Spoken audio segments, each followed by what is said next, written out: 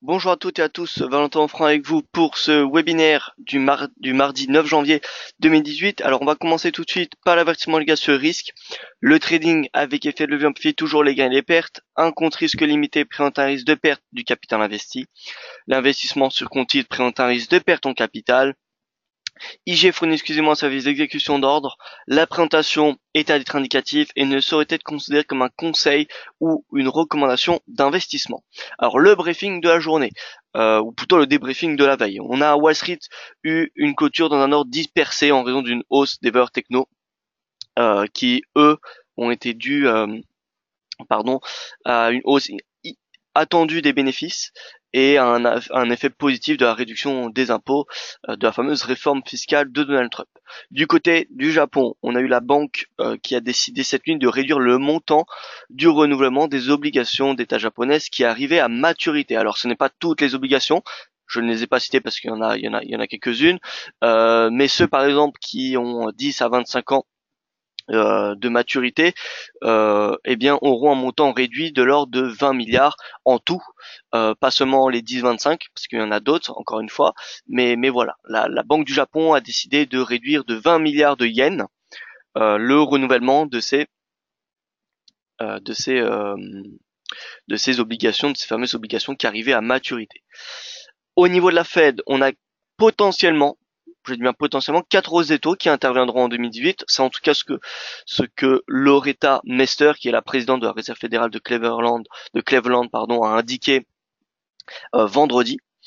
Elle spécule, elle s'attend, elle a une prévision qui est au-dessus de celui du communiqué du FOMC au niveau de la croissance américaine. Donc elle tape pour une hausse de la croissance américaine supérieure à 2,5% en 2018, ce que je pense est fortement faisable, ce qui permettrait, selon elle,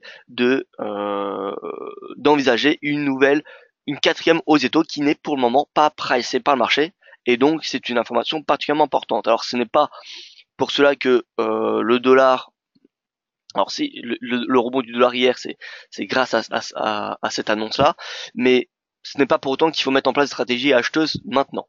C'est sûr que cette annonce-là n'est pas pricée, enfin, le scénario du quatrième hausse des taux n'est pas encore, eh bien le marché n'y croit pas vraiment. Si on regarde un petit peu les probabilités de la Fed que je vais vous faire voir juste après, eh bien on a toujours le scénario de 3 hausses des taux qui est le favori pour 2018, avec une en mars, une en juin et une en septembre. Donc voilà, une quatrième hausse des taux, si elle se glisse, ça serait pour le mois de décembre 2018. Alors je regarde un petit peu la salle de trading. Alors bonjour à vous Frédéric, j'espère que vous allez bien. Raymond également que je salue. François, bien écoutez, bien le bonjour à vous. Franck, bonjour à tous les traders. Bien écoutez Franck, bien le bonjour. François qui me demande l'USD Yen, le CAD Yen, le NZD Yen et l'AUD Yen. Alors les paires en Yen concrètement, on va voir ça juste après. Bildo, bonjour François, et encore un second François, bonjour à vous, Yannick, voilà, tout le monde, bonjour à toutes et à tous, chers habitués, ceux qui nous rejoignent pour la première fois, voilà, bienvenue, et écoutez, j'espère que ce webinaire va vous plaire. Au niveau des séances, de la résumé des séances américaines et asiatiques, nous avons le dollar qui a rebondi hier, comme je vous l'ai dit, suite aux propos de la présidente de la Réserve fédérale de Cleveland, le Dow Jones qui a une pondération aux valeurs technologiques moindre que celle du S&P ou du Nasdaq, eh bien, a clôturé en léger repli. Le Nasdaq a superformé, bien évidemment. Les rendements obligataires américains sont stables, aux alentours des 2,48%, donc juste en dessous des 2,5. 2,5, c'est un seuil important. Si on casse 2,5, ça sera la voie pour aller jusqu'à 2,60. 2,60, c'est le pic qui a été atteint au début de l'année 2017 suite à l'élection de Donald Trump. Et cette nuit, on a le yen qui rebondit pas mal, 0,47%, le gold, moins 0,17%, le Nikkei qui progresse et le Hang Seng également. À noter que le Nikkei fait son meilleur démarrage de l'année depuis l'année 2006 et on a des marchés actions asiatiques qui sont très performants. Voilà, donc ça c'est à noter et on peut noter également que le yen progresse comme vous pouvez le voir aujourd'hui alors que le yen a rebondi. Donc ça c'est particulièrement important également. Alors, à noter que pour le yen qui rebondit, suite à la décision de la BOJ, qu'est-ce qu'on entend par cette réduction euh, du montant du renouvellement des obligations qui arrivent à maturité? Eh bien, le marché spécule, va commencer à spéculer. C'est ce que nous parlions depuis un mois dans les webinaires. Eh bien, sur une réduction de la politique monétaire extrêmement généreuse du Japon.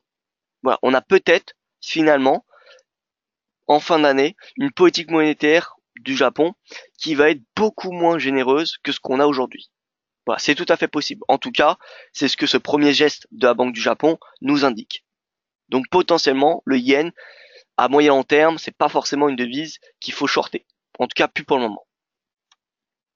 Au niveau du calendrier économique, alors, écoutez, on a eu le taux de chômage suisse qui a été publié en léger rebond à 3,3%, ce qui est un plus haut de plus de 8 mois, ce qui est normal, dans le sens que, eh bien, taux de chômage ça varie.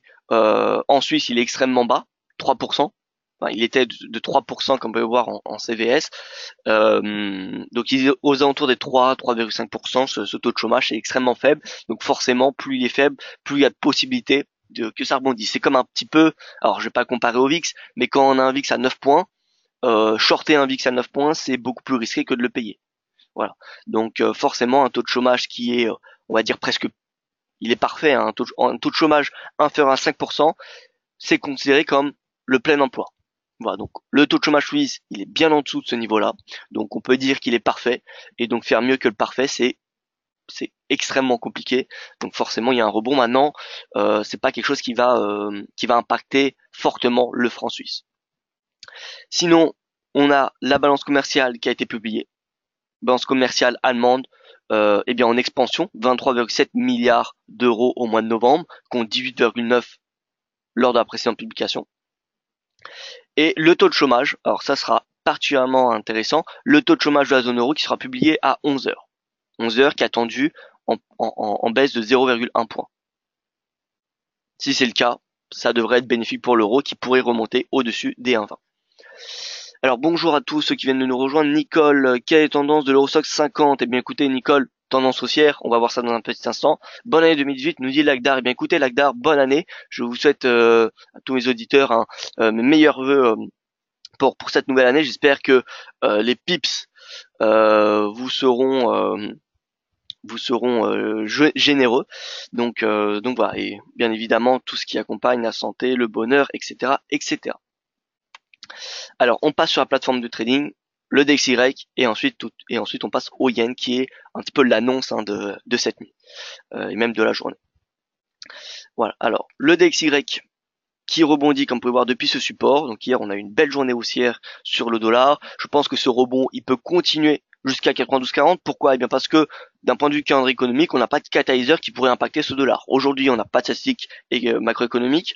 Les seules statistiques qui seront importantes aux États-Unis seront publiées vendredi. Ce sera l'inflation. L'inflation IPC et l'inflation IPP. Voilà. Donc c'est l'inflation américaine qui est attendue cette semaine, vendredi. Donc d'ici vendredi, on a quelques jours où le rebond pourrait se poursuivre, à part si l'euro et la zone euro publient des très bonnes statistiques macroéconomiques. Donc jeudi, on a la BCE, on a les minutes de la BCE qui pourraient être l'un des facteurs pouvant inverser cette hausse du dollar depuis hier. Voilà, donc le dollar à court terme pour le moment, c'est haussier direction les 92,40. L'USD yen. Alors l'USD yen, on a une belle baisse qui a été générée par la hausse du yen, comme vous pouvez le constater sur le yen index. Alors le yen index a une latence de 1 jour, donc la hausse de cette nuit, eh bien, n'a pas été prise en compte. Voilà, c'est un indice qui est généré une fois par jour. Donc vous pouvez voir, on a la donnée de la veille, mais pas du jour. Voilà, donc le yen index qui a pris 0,45% cette nuit. On peut voir que on a un très bon niveau de support de ce yen index ici. Et un très bon niveau de résistance qui est pour le moment, voilà, sur ce niveau de prix. Donc on a potentiellement une hausse du yen qui peut être intéressante et exploitable. Voilà, donc le l'USD yen, c'est pour ça que lorsqu'on est en haut de ce range, j'aurais plus tendance à shorter qu'à le payer. Voilà, je pense que la hausse de l'USD yen direction 118, 120, je pense qu'on peut l'oublier. En tout cas sur du moyen long terme. Voilà, 115, ça me semble le maximum qu'on pourrait atteindre en 2018, à mon sens. Donc les 114, c'est pour moi un niveau de résistance particulièrement intéressant pour passer à la vente et bien viser les 112. Voilà, 112, ça devrait être un pivot, je pense, cette année. Donc sur du moyen terme, vendre les alentours des 114 pour viser cette moyenne immobilière de 100 jours, ça me semble être un scénario qui pourrait être payant pour les prochaines semaines, prochains mois. 114 à court terme, voilà, François, moi je ne pense pas que l'USDN ira chercher 114, à part si vendredi on a une accélération mais vraiment importante de l'inflation aux États-Unis. Mais dans le cas contraire, ça me semble peu possible que l'USDN aille atteindre 114. Pourquoi? Parce que, comme ça a été indiqué au début du webinaire, le marché va peu à peu spéculer de plus en plus sur une réduction du stimulus de la Banque du Japon. Et donc, au vu de la tendance du yen index, on a un potentiel haussier particulièrement important. Si on se met, vous voyez, depuis 2008, on est quand même sur des niveaux de prix assez bas, assez faibles. Donc voilà. Pour ma part, j'aurais plus, comment dire, à court terme déjà plutôt un opinion baissier, et à moyen long terme, voilà, c'est plutôt neutre, un range trading, toujours dans la lignée de ce qu'on a connu en 2017, c'est-à-dire entre 114 et 108. Voilà, donc là à court terme, qu'est-ce que nous pouvons attendre? On peut s'attendre en intraday à une poursuite du rebond du dollar. Le yen, je pense que la hausse du yen cette nuit a été pricée. Ça y est, le marché a intégré l'annonce de la BOJ. Donc à très court terme en intraday, pourquoi pas s'intéresser à l'achat pour viser les 113. Mais voilà, en swing trading pour la semaine, je pense qu'à moyenne mobile à 50 jours peut être un objectif baissier. Donc si on retourne aux alentours des 113, pourquoi pas shorter jusqu'à cette moyenne mobile. Nous aurons l'occasion d'en reparler de façon d'ici là. Le NZD yen, c'est pareil, la force du yen, comme vous pouvez voir cette nuit, cette nuit c'est le yen qui a super formé le marché. Donc le NZD yen, on a une résistance, enfin cette annonce de la BOJ qui coïncide avec la résistance technique à 81,25. Maintenant, est-ce qu'il faut remettre en cause cette tendance haussière? Je ne pense pas. D'un point de vue technique, le cours reste au-dessus de la moyenne mobile à 200 et 50 jours, ce qui matérialise bien la tendance haussière. Maintenant, attention, on a un momentum qui atteint des sommets. Vous pouvez voir que la dernière fois où le momentum est arrivé dans cette zone de surachat, eh bien, on a eu plutôt une baisse de la tendance, en tout cas, ou alors on avait un petit repli. Donc, comme ça a été indiqué hier, je pense que c'est possible qu'on ait un repli de l'USD, du NZD yen jusqu'à 80, qui correspond à un seuil psychologique, mais également à la moyenne mobile à 200 jours, ce qui permettrait au momentum de respirer pour enfin rebondir à nouveau. Et ce qui permettrait de poursuivre cette tendance haussière. Voilà, donc pour moi, si je devais m'intéresser à l'NZD yen, j'attendrais concrètement un repli à 80 pour ensuite, pourquoi pas, payer cette paire. Le GBP yen, ça pourrait être la paire en yen la plus intéressante d'un point de vue moyen long terme. Alors déjà, on a eu cette stratégie acheteuse qui a été atteinte, certes avec un timing qui est à retravailler, mais ça a été atteint. On est à 152. Potentiellement, je dirais qu'à moyen terme, on a une hausse jusqu'à 160. Maintenant, à court terme, attention, on a un momentum qui est clairement orienté à la baisse, la force du yen qui fait pression sur la livre sterling, un retour à la moyenne mobile à 50 jours, et selon moi, le scénario à attendre pour payer cette livre sterling face au yen. Donc voilà, le GBP yen, pour moi, on attend un retour à moyenne mobile à 50 jours, et dès qu'on arrivera à cette moyenne mobile à 50 jours, ce sera le moment de s'intéresser aux positions acheteuses. Mais pas avant. Voilà, faut laisser vraiment le cours respirer. Comme vous pouvez voir, quand on a atteint des sommets, on a eu une respiration où le cours est venu réintégrer cette moyenne mobile. Il est même venu en dessous de cette moyenne mobile. Comme vous pouvez le voir ici, mais également ici et ici. Donc c'est pas parce que le cours revient à la moyenne mobile à 50 jours qu'il faut payer directement. En fait, c'est plus la cassure à la hausse, comme ce qu'on avait ici. Vous voyez, on avait la cassure de la moyenne mobile, donc là on avait un signal haussier. On avait un signal haussier également ici. Nous avions un faux signal haussier. Alors bien évidemment, il n'y a pas tous les signaux qui sont bons, mais on avait également un signal là. Alors je vais le noter quand même. Un signal haussier ici, ici, ici. Également là. Vous voyez à la clôture au-dessus de la moyenne mobile à 50 jours. Donc dès qu'on va réintégrer, puis qu'on va recasser cette moyenne mobile à la hausse, ça sera le signal qui sera intéressant. Le CAD-Yen, petite phase de respiration, je pense, à s'attendre sur du court terme. Vous pouvez voir que le CAD-Yen a atteint des niveaux de résistance. On a atteint la même résistance que ce qu'on avait connu au mois de novembre. Au pips près. Vous voyez, 91,64. Alors presque au pips près. Donc voilà, CAD-Yen, prise de bénéfice. Je pense que le cours peut clairement revenir à 90. La moyenne mobile à 200 jours, particulièrement intéressante sur ce CAD-Yen. On peut voir que le RSI avait atteint une résistance de momentum. Donc voilà, je pense qu'une phase de respiration est à attendre sur le CAD. Mais au final, on retrouve les mêmes signaux que ce soit sur le CAD Yen, le NZD Yen ou même le UD Yen. C'est en fait le RSI qui était en surachat, donc c'est-à-dire en survente sur les paires en Yen. Vous voyez, surachat la UD Yen, surachat NZD Yen, surachat CAD Yen, surachat GBP Yen, l'euro Yen. Alors non, on n'est pas en surachat. L'USD Yen non plus.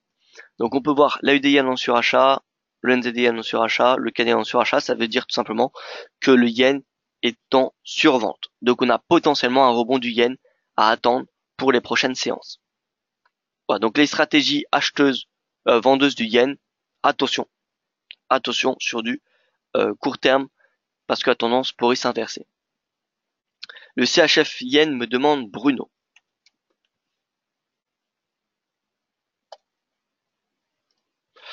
Alors le CHF Yen, personnellement, c'est pas une paire qui va m'intéresser énormément. En tout cas pour le moment. Pourquoi? Parce que les deux politiques monétaires sont extrêmement généreuses et qui vont probablement d'ici le début de l'année 2019 sortir de leur politique monétaire. C'est les deux dernières banques centrales qui devraient sortir des politiques monétaires généreuses. Donc le CHF Yen, on peut voir que c'est en range trading. Voilà, donc d'un point de vue technique, ce que je constate, c'est que le cours oscille aux environs, voilà, environ entre 113 et 116. Donc à 116, j'aurais plus envie de shorter le CHF face au yen et à 113 de l'acheter. Voilà, moi c'est ce que je ferais si je tradais le CHF yen.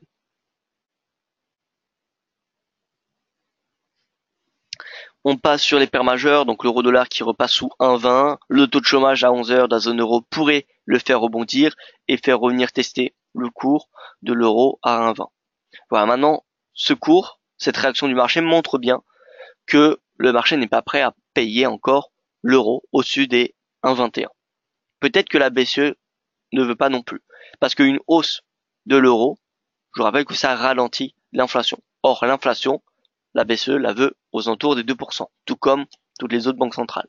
Donc voilà, peut-être que la BCE, et probablement, je dirais même, que la BCE n'ait pas envie que l'euro dépasse pour le moment les 1,20, tant que l'inflation ne tend pas vers 2%.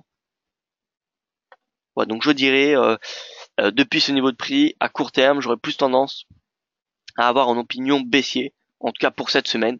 Pour cette semaine, si on a un retour à 1,20, ce serait potentiellement un niveau de prix intéressant, à court terme, je dis bien, pour shorter.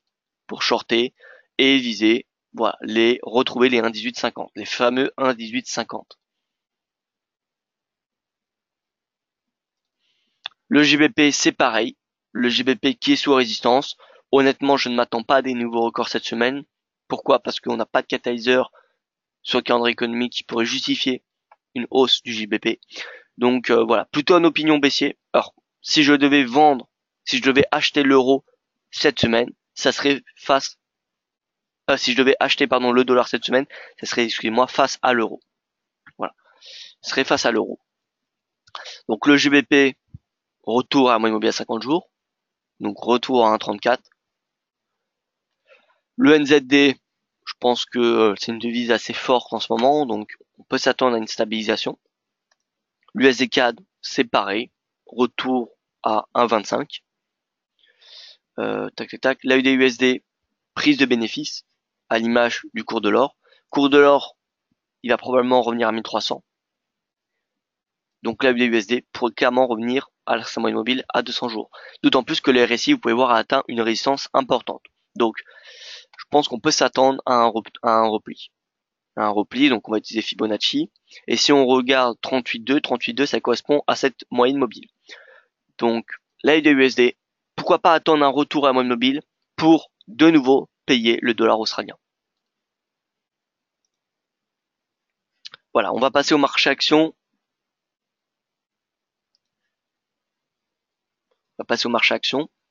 Donc le Nikkei qui atteint les 24 000 points. Donc, hier, excusez-moi. Je pense qu'on peut s'attendre à une petite pause après cette hausse en début d'année. L'Euro 150, j'avais une question en dessus au début du webinaire. Oui, je suis haussier sur l'Euro 150. Oui, je suis haussier. Pourquoi? Eh bien parce que on a des actifs en zone euro qui sont beaucoup plus attractifs, beaucoup plus payables que ceux à Wall Street. Alors certes, à Wall Street, je ne dis pas qu'on est en bout de course. On a encore une marge de progression. Mais d'un point de vue de l'attractivité des prix, les actions de la zone euro sont beaucoup plus attractives que ceux aux États-Unis. En plus, on a une politique monétaire généreuse en zone euro alors qu'elle ne l'est plus aux États-Unis. Donc d'un point de vue d'investissement, c'est beaucoup plus intéressant de s'intéresser à des actifs lorsque la politique monétaire étant généreuse que en resserrement.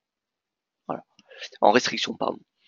Donc voilà, les actifs de la zone euro sont tout simplement intéressants, d'autant plus que l'euro a plutôt une perspective haussière en 2018. Donc pareil, les actifs de la zone euro devraient profiter de la devise de l'euro, de la hausse de l'euro en 2018 pour accélérer le rendement. C'est comme ce que je vous ai fait voir hier. Si vous regardez le S&P en relatif, l'Eurostoxx en relatif, oui, le S&P fait mieux que l'Eurostoxx. Mais si vous regardez l'Eurostoxx en euros, donc l'Eurostoxx de base, qui est coté en euros, et si vous regardez par contre le S&P en euros, l'Eurostoxx surperforme le S&P. Ce qui veut dire que pour un investisseur en euros, c'était beaucoup plus attractif de payer l'Eurostoxx, même si on compare le S&P et l'Eurostoxx en relatif, on a le S&P qui fait une meilleure performance. Et pour les investisseurs internationaux, donc les investisseurs qui payent en dollars, pour ceux-là aussi, c'était beaucoup plus intéressant en 2017 d'acheter des actifs de la zone euro comme le CAC, comme le DAX, comme l'Eurostoxx 50, plutôt que le S&P, alors que Wall Street marque des nouveaux records chaque semaine, presque l'année dernière, etc., etc. Donc voilà, l'Eurostoxx 50, moi je réitère ce scénario-là. L'Eurostoxx ou le CAC ou le DAX ou même l'IBEX, je pense que l'IBEX, si je devais donner un trade indice en 2018, ça serait l'IBEX. Alors certes, c'est le plus risqué, vous connaissez les raisons au niveau de la Catalogne, mais c'est selon moi le plus en retard. Si on regarde un petit peu, alors on va se mettre sur la plateforme TradingView. Alors, regardez un petit peu. Ensuite, je vais passer à l'analyse technique des indices, ne vous inquiétez pas. Mais c'est simplement pour faire voir un petit peu mon analyse. On va se mettre sur un an. Donc là, on a l'Eurostoxx en noir. On affiche le DAX. Alors le DAX, attention, le DAX, il a les dividendes qui sont réinvestis. D'accord. D'ailleurs, je me demande si on a un DAX sans dividende.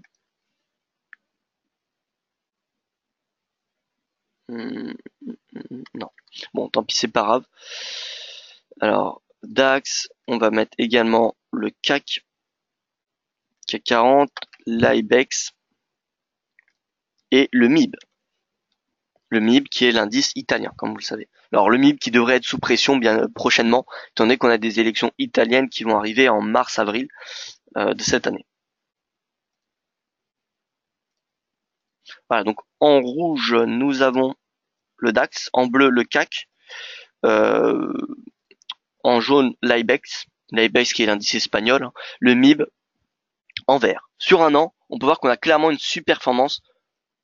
On a une sous-performance du MIB.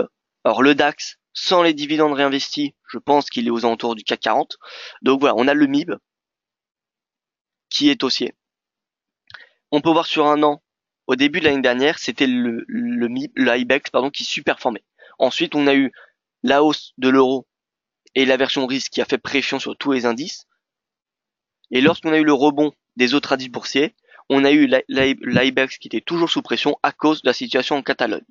Ce qui veut dire que l'IBEX n'a pas pu profiter de la hausse, cette hausse en septembre de l'année dernière. Donc l'IBEX est en retard. L'IBEX est en retard, il a donc une marge de progression beaucoup plus intéressante que les autres indices. Vous pouvez voir que si on regarde ces sommets qui ont été atteints au printemps de l'année dernière, en mai 2017, le CAC l'a dépassé en octobre, le DAX l'a dépassé en septembre, le MIB l'a dépassé en août, l'Eurostoxx 50 l'a dépassé octobre-novembre. Donc concrètement, tous les autres indices de la zone euro majeurs ont dépassé les sommets du printemps 2017 pendant l'automne. Sauf le MIB. Donc le MIB, le sommet, il est ici. Et on a le cours qui est actuellement à ce niveau de prix. Donc ça, c'est mon premier objectif sur le MIB pour cette année, sur l'IBEX pour cette année. On a ce sommet-là qui est pour moi le premier objectif. Et donc on a une hausse déjà de 8%. 8% sans effet de levier. Ça, c'est le premier objectif qui selon moi va être atteint dès que la situation en Catalogne va être résolue. Alors est-ce qu'elle va être résolue? Oui, non, je ne sais pas, personne ne sait. Personnellement, moi mon sentiment c'est plutôt qu'on va avoir une résolution du problème. Hein. Je ne pense pas qu'on va avoir une indépendance de la Catalogne. Donc tant qu'on n'a pas d'indépendance de la Catalogne, l'IBEX ne va pas cracher tout simplement, ne va pas connaître de crash. Donc voilà.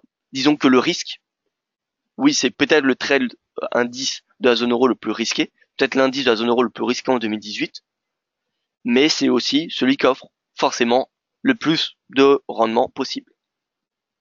Voilà, donc l'IBEX, c'est pour moi vraiment l'indice qui comme en 2017 m'intéresse énormément. Et donc mon premier objectif, c'est clairement que le cours revienne atteindre ce niveau de prix. Et ensuite, je dirais même qu'il pourrait revenir chercher les 12 000 en 2018. S'il revient chercher les 12 000, c'est quand même une hausse de 14%. Une hausse de 14%, il n'y en a pas beaucoup en zone euro. Il n'y en a pas beaucoup. Donc voilà. Et sachant que, si on regarde un petit peu, l'IBEX tout seul, pour ceux qui pensent qu'une hausse de 14% c'est compliqué, en 2017, on va aller du 20 janvier au 5 mai, donc environ 3-4 mois, on a quand même une hausse de 20% sur l'IBEX. Alors certes, ensuite, on a eu l'euro, puis la situation en Catalogne qui a fait retracer cette hausse, mais vous pouvez voir que l'IBEX, dès qu'on aura, on a de l'appétit pour risque pour le moment.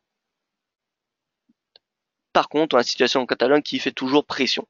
Mais dès que cette situation en Catalogne va, être effacée du marché, dès que ce risque va être effacé, eh bien, on aura probablement une hausse extrêmement impulsive sur l'IBEX. C'est pour cela que c'est vraiment un actif qui m'intéresse. Bon voilà, je me suis attardé sur l'IBEX, je passe à l'analyse technique des autres indices. Donc l'Eurostoxx 50, oui, je suis haussier. Je suis haussier pour les raisons que je vous ai citées juste auparavant. Retour au sommet à 3700. Voilà, c'est vraiment l'objectif à viser pour ces prochaines séances, prochaines semaines. Donc 3700 points. Le CAC, on dépasse les 5005. Vous voyez que le CAC est revenu à ses sommets de novembre dernier. L'Eurostoxx n'est pas revenu. Le DAX, il revient. Donc le DAX c'est pareil, on a la situation en Allemagne qui fait pression un petit peu dessus, mais clairement c'est 13 500 points qui est à viser sur du court terme. Et pour le MIB, eh bien c'est les 23 000 points. Alors attention, le MIB c'est le prochain indice qui devrait être fortement sous pression parce qu'on a les élections en Italie en mars et avril prochain. Voilà, donc voilà, prudence sur le MIB. On pourrait connaître une sous-performance de cet indice par rapport au benchmark européen qui est l'Eurostoxx. Voilà, on regarde le FTSE. Le FTSE, alors on va probablement avoir une hausse jusqu'à 7008. Moi je pense qu'en 2018, malgré le Brexit, malgré les négociations, pardon, on peut clairement avoir une hausse à 8000 points. Ce qui fait simplement, entre guillemets, hein, une hausse de 4%. Hausse de 4%, ce n'est pas grand chose pour le FTSE. Sachant qu'en 2017, en 2017, voilà, je fais à peu près, hein, mais le FTSE a quand même cru de 8%. Bon, c'est sûr que si vous regardez le FTSE en euros, c'était pas comment dire, un, un investissement très intéressant en 2017. Je vous le fais voir. 7%. Vous voyez, alors que l'Eurostoxx, c'était 9. Ah, quand même.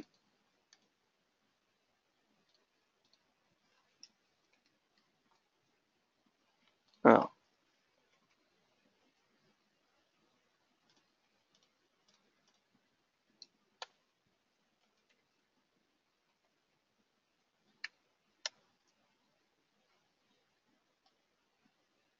Voilà, en 2017, en orange l'Eurostoxx. Pardon, j'avais pas le bon FTSE, hein. Je n'avais pas le bon FTSE, alors laissez-moi vérifier quand même. Tac. 7529, voilà, donc ça c'est la bonne cotation. Donc là c'est le FTSE en relatif. Nous le mettons en euros, en pourcentage, et vous pouvez voir qu'en euros, eh bien, en 2017, on avait à peu près, donc 2017, voilà, si vous aviez acheté le FTSE au 1er janvier 2017, vous auriez une hausse de seulement 1,69% aujourd'hui. Alors, non, pardon, 4,50% aujourd'hui. Alors que l'Eurostoxx, c'est une hausse de 10%, donc le double. Et le S&P en euros, USD euro, S&P en euros, c'est 8%.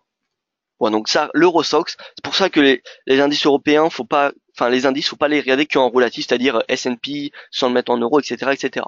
Parce que d'un point de vue investissement, eh bien, c'est pas comme ça que ça marche. On a un taux de change qui est appliqué aux indices. Si vous achetez des indices internationaux, et on peut voir que l'Eurostoxx, il a quand même super-performé en euros, bien évidemment. Si on compare les autres indices en euros, on a quand même une super-performance de l'Eurostoxx 50 pendant 2 tiers de l'année dernière. Donc voilà. Le FTSE, oui, on a une hausse potentiellement jusqu'à 8000 points, je pense, en 2018, voire même plus, voire même peut-être 8003. Allez, si on table, si on estime qu'on aura une hausse de 8% comme c'était en 2017, ça donne un objectif jusqu'à 8004 à peu près. Donc potentiellement une hausse jusqu'à 8400. À court terme, on a une euro sterling qui a plutôt, à mon sens, une perspective baissière, étant donné qu'on n'a pas de catalyseur qui justifierait une cassure de la résistance qui est le plus haut de 2017. Donc une livre qui baisse, c'est un FTSE qui monte. En plus de cela, on a l'appétit pour le risque. Donc voilà, à court terme, objectif haussier du FTSE jusqu'à 7008. Tu penses que le DAX tape les 13 500 points aujourd'hui? Alors, ça me semble peu probable, encore une fois. On a peut-être le taux de chômage, si on a une forte réduction du taux de chômage aujourd'hui. Et pardon. Alors on a le taux de chômage et nous avons la balance commerciale. Voilà. Donc si on a, dans la balance commerciale on l'a déjà eu, si on a une forte réduction du taux de chômage, c'est-à-dire par exemple un taux de chômage à 8,6 qui dépasse le consensus, on va potentiellement atteindre les 13 500. Mais concrètement, je pense que les 13 500 seront atteints dans la semaine. Si ce n'est pas aujourd'hui, ça sera peut-être demain ou après-demain. Voilà. Donc il faudra juste un petit peu de patience. Mais en tout cas, on a beaucoup d'appétit pour le risque en ce moment sur les marchés. On peut le voir, hein, on a eu les marchés actions européens qui surperforment ceux de Wall Street depuis le début de l'année. Donc, donc voilà, on a vraiment de l'appétit pour le risque. Quelle est ta target euro-dollar en 2018? Alors, très bonne question.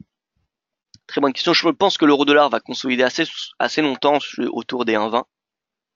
Maintenant, l'analyse technique reste de long terme reste la plus intéressante. Et moi, sur mon graphique mensuel, ce que je constate, c'est que alors, excusez-moi pour la lisibilité, qui est un petit peu réduite sur ce graphique, mais on peut voir que l'euro-dollar évolue depuis 2008 dans un canal baissier.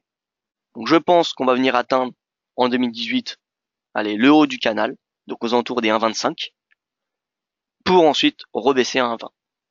Voilà. Donc, au final, je m'attends pas à grand chose. Potentiellement revenir à 25 et ensuite revenir à 1,20. Je ne m'attends pas en tout cas à une cassure de ce canal. En tout cas pas en ce 9 janvier. Alors, les questions. Alors, n'hésitez pas à me poser des questions si vous en avez. Est-ce qu'il y a une formation ce soir à 18h? Oui, il y en a une. Je continue sur les matières premières. Pétrole Brent qui vient atteindre les 68 dollars. Là, il est parti, je pense, pour venir chercher les 70. Le WTI, c'est pareil, qui marque un nouveau record, qui marque un plus haut de 2,5 ans, 5 années, pardon, et qui va potentiellement venir chercher les 65 dollars. Est-ce qu'il faut payer de pétrole maintenant? Moi, je ne pense pas. Je pense que d'un point de vue technique, le signal à attendre, c'est un retour à la moyenne mobile à 50 jours, comme ce qu'on a connu en décembre, en octobre ou au mois d'août. Au mois d'août, c'est un petit peu plus brouillon, mais on peut voir que la moyenne mobile a joué un très bon rôle sur le brut, mais également sur le Brent. Et j'ai envie de dire, c'est encore plus propre sur le Brent.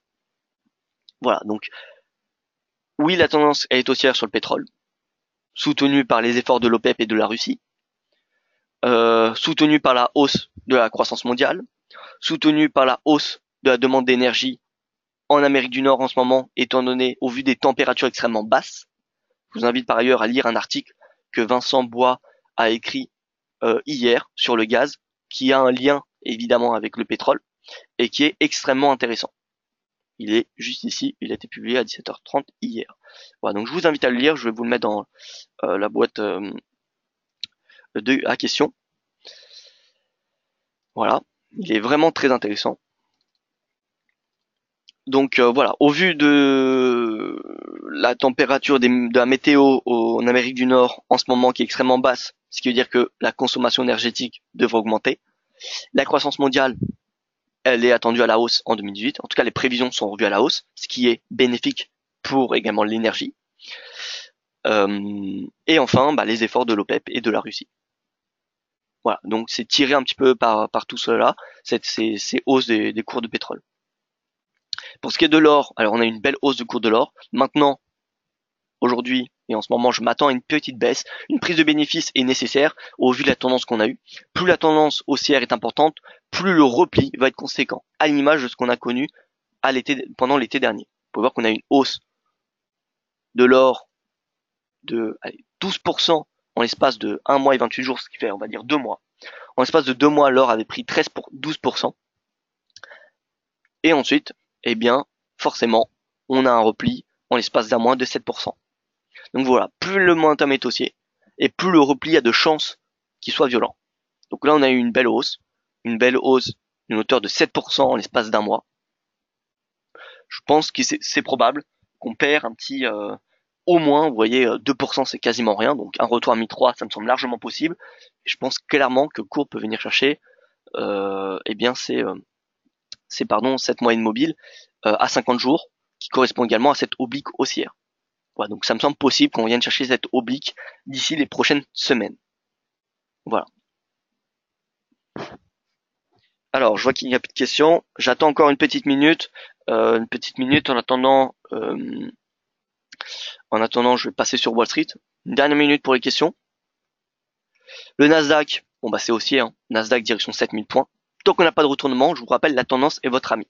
La tendance est notre ami, la tendance elle est haussière. On a beau spéculer, on a beau dire que voilà le ratio PE est trop élevé, on a beau dire que Wall Street est dans une bulle, que les techno se payent trop cher, etc., etc. Nous avons une tendance qui est haussière. Et on peut voir que le marché n'est ni plus ni moins qu'une représentant psychologique des investisseurs. Les investisseurs ne sont pas prêts à vendre Wall Street.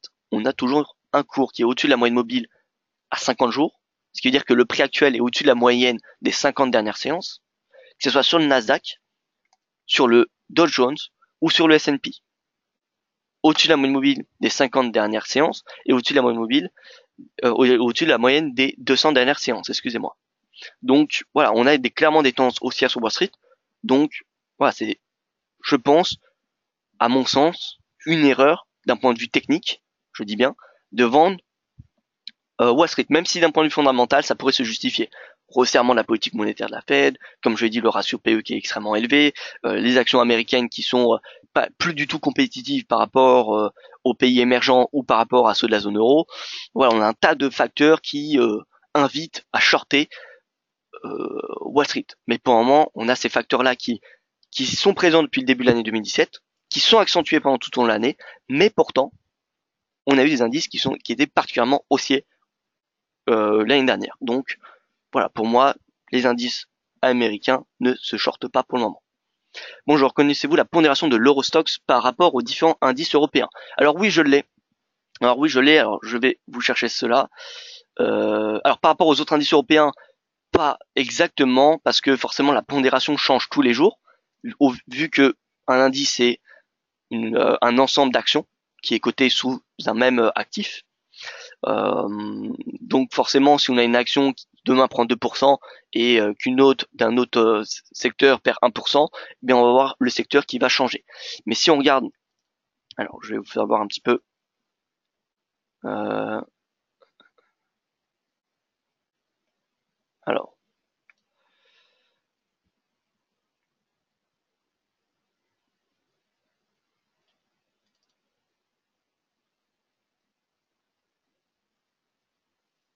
voilà.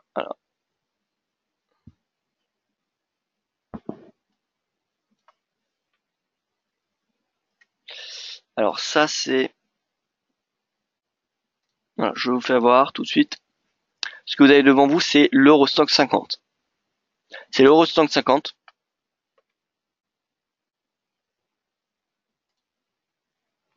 L'Eurostoxx 50, on peut voir qu'il y a beaucoup de secteurs. Alors chaque indice a ses propres secteurs, c'est-à-dire que tous ces secteurs-là, vous ne les retrouverez pas dans le CAC ou le DAX. Vous voyez, par rapport, par exemple, l'automobile, on va retrouver dans l'industrie, dans le DAX ou le CAC 40. Construction, alors real estate, on va le retrouver dans les banques qui vont être en fait les financières dans le CAC 40. Donc ça c'est l'Eurostoxx 50, on peut voir qu'il est assez bien pondéré. Vous voyez. Et pour ce qui est du CAC, alors j'en ai un mais qui date quand même de plusieurs mois. Bon, la pondération elle devrait être, j'ai envie de dire à peu près pareil. Je vais pas dire exactement, mais ça va changer à quelque chose près. Alors, laisse-moi juste retrouver le fichier. Euh,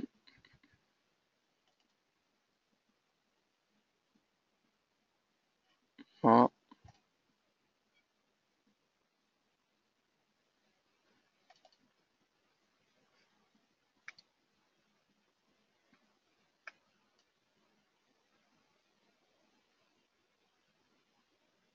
Alors, répartition de DAX CAC MIB dans l'Eurostoxx. Alors oui, j'ai ces informations.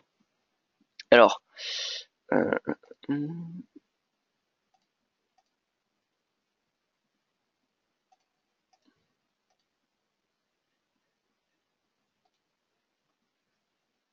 voilà. Donc, bien évidemment, toutes les valeurs du CAC ne sont pas présentes dans l'Eurostoxx 50.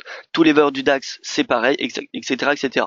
Mais clairement, pardon, excusez-moi, les valeurs qui sont présentes dans l'Eurostoxx seront présentes dans les indices relatifs au pays. C'est-à-dire que on a 18 valeurs françaises dans l'Eurostoxx 50.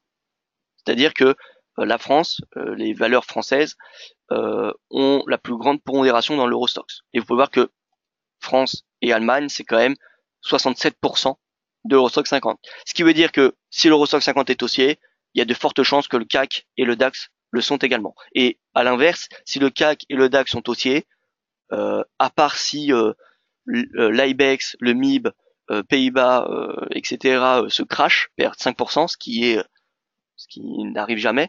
Enfin, il n'y a jamais un -5 sur l'IBEX par exemple et le MIB et un plus 5 sur le CAC ou le DAX, ou alors ça arrive peut-être une fois tous les 3 ans. Mais voilà, donc là vous avez la pondération. On a 18 valeurs présentes françaises dans l'Eurostoxx 50. Ces 18 valeurs, vous les retrouverez dans le CAC 40. Mais voilà, il n'y a pas les 40 valeurs du CAC qui sont présentes dans l'Eurostoxx, étant donné que c'est les 50 plus grosses capitalisations boursières de la zone euro. Voilà, donc vous retrouverez tout ça sur mon pardon,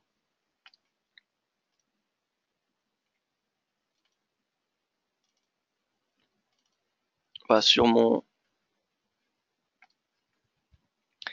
Twitter. Sinon, vous pouvez prendre une capture d'écran de cette fiche que j'ai fait en décembre de l'année dernière, décembre 2017, donc qui est presque totalement à jour, à 24/11, vous voyez, donc c'était en novembre 2017. Donc la pondération change tout le temps, comme je vous l'ai dit, mais voilà, vous retrouvez des informations clés sur cette diapositive. Voilà, donc je vous invite à prendre une capture d'écran et comme ça nous pourrons passer à la suite. Alors, si on short Wall Street, quel est l'indice le plus tradable, le Nasdaq ou autre? Alors, si vous shortez Wall Street, alors déjà, honnêtement, je ne peux pas vous dire lequel shorter parce que personnellement, je ne shorterai aucun.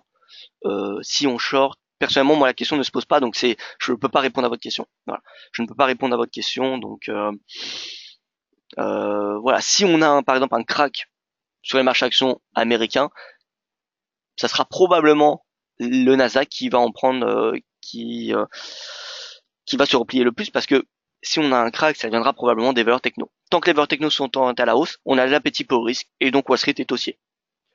Si on a Wall Street qui est baissier, ça va probablement être parce que les valeurs techno sont baissières. Voilà, c'est un petit peu, je sais pas si vous l'avez remarqué en 2017, mais en 2017, c'est les valeurs techno qui drivaient le marché. Si on avait le Nasdaq qui était baissier, on avait généralement, je dis bien généralement, le S&P qui était baissier. Or, le S&P, c'est pas que les technos. C'est l'indice, le pondéré vraiment avec des bancaires, avec tous les secteurs possibles et inimaginables. Voilà, donc si on short Wall Street, je vais plutôt dire que si Wall Street baisse vraiment de -3, -4, -5%, c'est probablement le Nasdaq qui sera le plus intéressant à shorter. Voilà. Philippe qui nous dit, alors, par exemple, la barrière des 6700 sur le Nasdaq, chiffre rond, intéressant peut-être en short, vu sa construction graphique, ou pas du tout. Alors non, pas du tout. Honnêtement, oui, d'un point de vue de l'analyse technique, ça serait intéressant à shorter. Maintenant, tous les valeurs, tous les seuils psychologiques en 2017 ont été dépassés. Si votre stratégie en 2017 était de shorter les chiffres ronds sur le Nasdaq, eh bien, vous auriez perdu beaucoup d'argent. Regardez ici, 2017, chiffre rond, et c'était quand même les 5500, cassé. 6000 points, cassé. 6500, cassé. Donc 7000, 6007, 7000, peu importe. Ça dépend, vous allez chercher combien. Si vous cherchez, je sais pas, 50 points, oui, pourquoi pas. Maintenant, si vous cherchez une baisse de 5% sur le Nasdaq, c'est pas 6700 qui va vous, à mon avis, c'est pas 6700 qui va vous permettre de provoquer une baisse de 5% sur le Nasdaq. Une baisse de 5%, je vous rappelle que, l'écart relatif entre la moyenne mobile à 200 jours et le prix actuel du Nasdaq, c'est quand même 9%, près de 10% même. Donc il y a 10% qui sépare le prix de la moyenne mobile à 200 jours. Voilà, donc moi personnellement le Nasdaq je ne le shorterai pas, même s'il est à 6007, même s'il est à 7000. En fait, tant que le cours est au-dessus de la moyenne mobile à 50 et 200 jours, personnellement moi je reste haussier. Je suis la tendance elle est haussière.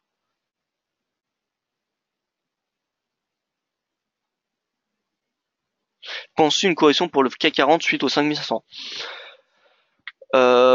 Non. Non, pas de. Alors, ça dépend ce que vous appelez une correction. Encore une fois, si vous attendez une correction de 50 points, oui, 100 points, oui, pourquoi pas. Maintenant, si vous attendez une baisse, un retour, par exemple, à 5003, je ne pense pas. Je pense pas qu'on va revenir à 5003. Je pense pas qu'on va revenir à 5003. Pourquoi? Parce qu'on a l'appétit pour risque. Encore une fois, on n'a pas de catalyseur qui justifierait une baisse du CAC ou des indices de la zone euro actuellement. On est un petit peu au même timing qu'il y a un an, jour pour jour. On était en début d'année. Les actifs, en début d'année l'année dernière, on va plutôt se mettre il y a 11 mois, c'est-à-dire en février. En février l'année dernière, et indices de la zone euro profitaient d'un appétit pour risque global. On a Wall Street qui marque des nouveaux records. On a le Nikkei qui marque des nouveaux records. Je ne vois pas pourquoi il faudrait s'attendre à une baisse, à une correction sur les actifs de la zone euro. Que ce soit sur les actifs de la zone euro ou de Wall Street ou les indices asiatiques. Voilà, regardez le Nikkei. Nikkei, on a un plus haut. Nasdaq, plus haut. S&P, plus haut. Dow Jones, plus haut. Le CAC, on revient au plus haut. Donc voilà, on a non, il n'y a pas de correction, je pense, à mon sens, à s'attendre sur les indices. Maintenant, je pense qu'on peut s'attendre à une petite consolidation. On va peut-être avoir un repli à 5467 points. Si vous appelez ça un retracement, alors oui, on en aura un. Maintenant, si vous pensez que le CAC, si la question est est-ce que le CAC va revenir à 5003, honnêtement, je ne pense pas. À part si le seul catalyseur qui pourrait remettre en cause cette tendance, c'est si on n'a pas de coalition qui est formée en Allemagne. Si on n'a pas de coalition, on a des nouvelles élections. Et si on a des nouvelles élections, déjà si on n'a pas de coalition qui se forme, on a un doute qui va se créer au sein des investisseurs concernant la zone euro et l'Allemagne. L'Allemagne qui est la première puissance économique de la zone euro. Donc vous imaginez que s'il y a des inquiétudes sur la première puissance économique de la zone euro, eh bien il y aura des inquiétudes sur la zone euro entière. Donc forcément le CAC, le MIB, l'IBEX prendront un coup. Voilà, mais si on part du principe qu'il y aura une coalition qui va être formée, je ne vois pas pourquoi on a un risque baissier jusqu'à 5003. À votre avis, quelle paire corrèle le mieux avec les moyennes mobiles 50 et 200 jours, comme vous disiez pour l'Eurostoxx et ce psychologique? Alors, c'est une excellente question. Alors déjà, le DXY, c'est pas une paire, c'est un indice, mais le DXY, pour moi, il est vraiment intéressant. Et l'actif qui se rapproche le plus du DXY, c'est ni plus ni moins que l'euro-dollar. Si vous regardez l'euro-dollar, c'est à peu près, c'est à 60% l'inverse du DXY, parce que le DXY, c'est un indice, encore une fois, et la pondération du DXY, on a entre 50 et 60% de l'euro-dollar. Donc, encore une fois, si l'euro-dollar monte, on aura généralement une baisse du DXY. Si ce n'est pas le cas, c'est étrange. Voilà, donc l'euro-dollar, j'ai envie de dire, c'est probablement l'actif qui réagit le mieux à la moyenne mobile à 50 et 200 jours. Voilà. Voilà, écoutez, eh bien merci à vous pour votre attention. Moi j'en ai fini avec ce webinaire qui a été très complet. Merci pour vos questions, ça a été très intéressant de partager ces informations avec vous. N'hésitez pas si vous avez des questions à me les poser sur Twitter ou sur Facebook pour ceux qui sont présents sur les réseaux sociaux. Sinon, eh bien écoutez, on se retrouve demain pour le prochain point de marché. Voilà, encore merci pour votre attention. Je vous souhaite une excellente journée et eh bien je vous dis à demain.